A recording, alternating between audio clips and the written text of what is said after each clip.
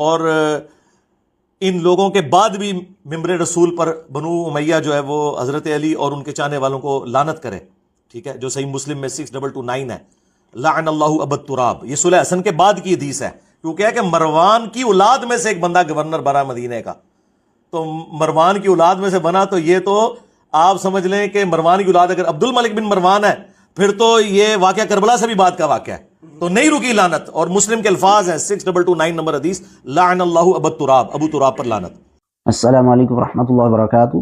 لاتوں کے بت باتوں سے نہیں مانتے۔ مرزا جہلمی معاویہ رضی اللہ تعالیٰ عنہ کی تنقیص کرنے کے لیے، ان پر طعن کرنے کے لیے صحیح مسلم کی 6220 نمبر روایت کو 6229 نمبر روایت سے جوڑا کرتا تھا۔ ہم نے اس کو پچھلی ویڈیو میں یہ چیلنج دیا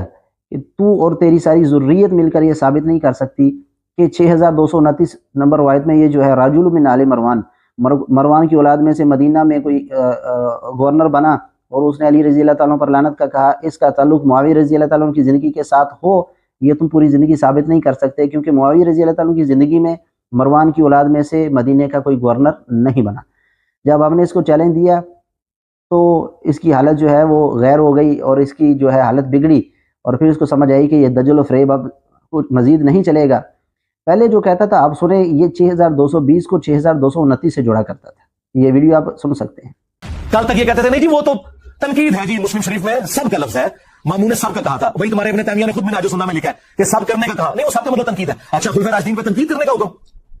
اور بھائی مسلم شریف میں آگے پڑھ لو، یہ 6220 تھی، 6229 میں ہے لعن اللہ ابا التراب، اور حاکم وقت بنو مروان میں سے یہ کام کروا رہے ہیں، عام آدمی نہیں، ممبر پہ بلا کے صحابہ کو کہہ رہے کو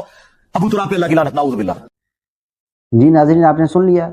کہ 6220 میں جو معاویہ رضی اللہ تعالیٰ عنہ کے کلمات تھے اس کو 6229 سے جوڑا کرتا تھا، اور سب کا ترجمہ لعنت کیا کرتا تھا۔ اب جیسے ہی ہم نے اس کو چیلنج دیا ہے تو اللہ کی توفیق اور رحمت سے اب یہ تسلیم کر چکا ہے کہ 6229 نمبر روایت میں جو مدینے کا گورنر بنا تھا اور اس نے علی رضی اللہ تعالیٰ پر لعنت کرنے کا کہا، یہ معاویہ رضی اللہ تعالیٰ عنہ کی زندگی کا واقعہ ہی نہیں ہے۔ اور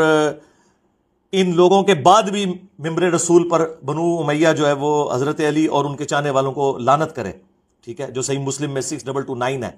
لعن اللہ ابا التراب، یہ صلح حسن کے بعد کی حدیث ہے، کیونکہ ہے کہ مروان کی اولاد میں سے ایک بندہ گورنر بنا مدینے کا، تو مروان کی اولاد میں سے بنا، تو یہ تو آپ سمجھ لیں کہ مروان کی اولاد اگر عبد الملک بن مروان ہے پھر تو یہ واقعہ کربلا سے بھی بعد کا واقعہ ہے، تو نہیں رکی لعنت، اور مسلم کے الفاظ ہیں 6229 نمبر حدیث، لعن اللہ ابا التراب، ابو تراب پر لعنت۔ یہ اپنی ہماری اس بات کو تسلیم کر چکا ہے، اور اللہ کی توفیق اور رحمت سے یہ اہل سنت کی ایک فتح ہے۔ اس نے اور بھی بہت سی باتوں سے رجوع کیا ہے، اور یہ ماننا ہے کہ ان کی کوئی صحیح سند نہیں، مثال کے طور پر 60 سال ممبروں پر لعنت ہوتی تھی، یہ تسلیم کر چکا ہے کہ اس کی کوئی صحیح سند موجود نہیں ہے، جیسا کہ ہم نے اس سے پہلے ویڈیو میں آپ کو دکھایا۔ تو آپ دیکھیں کہ یہ شخص کتنا کذاب اور دجال ہے کہ جیسے 6220 کو